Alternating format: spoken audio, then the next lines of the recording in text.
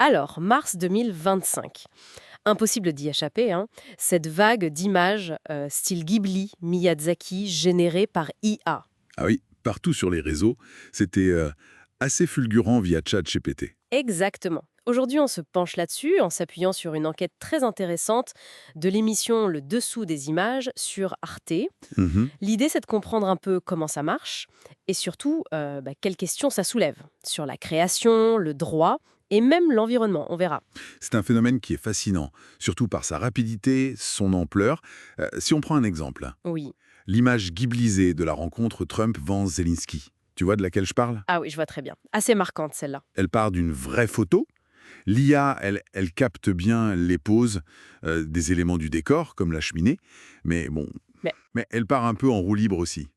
Elle ajoute des lettres cyrilliques, par exemple. Rien à voir. d'accord, des hallucinations de l'IA, quoi. C'est ça.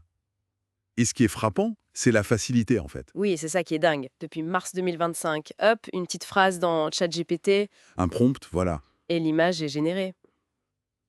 On a vu des trucs, une photo de famille vue 50 millions de fois.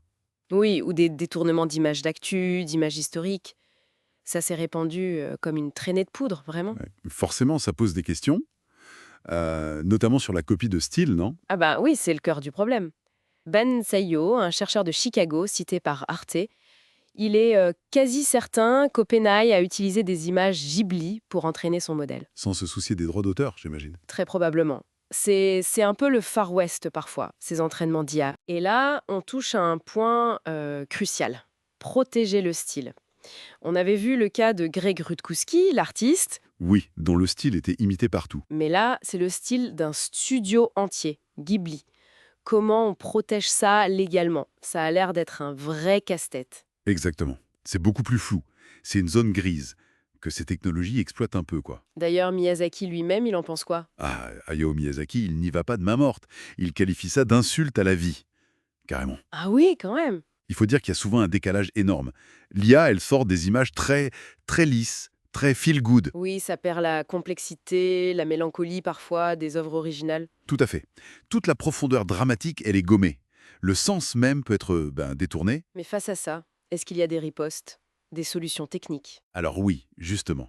Ce même chercheur, Ben Zhao, il a développé un outil. Ça s'appelle Glaze. Glaze. C'est quoi Glaze? En gros, c'est un logiciel qui va modifier très subtilement les pixels d'une image. Hmm, Pour nous, à l'œil nu, c'est invisible. d'accord. Mais pour l'IA qui essaie d'apprendre le style, ça empoisonne les données. Ça la désoriente complètement. Elle n'arrive plus à imiter. C'est fascinant ça. Jouer sur la différence de perception entre l'humain et la machine pour protéger les artistes. C'est une piste technique intéressante, ouais. Mais attention, il y a un autre coup. Un coup souvent passé sous silence. Lequel? L'impact environnemental. L'enquête d'Arte, elle révèle un truc assez fou. Une seule image générée par IA, Oui. ça peut consommer entre 2 et 12 litres d'eau.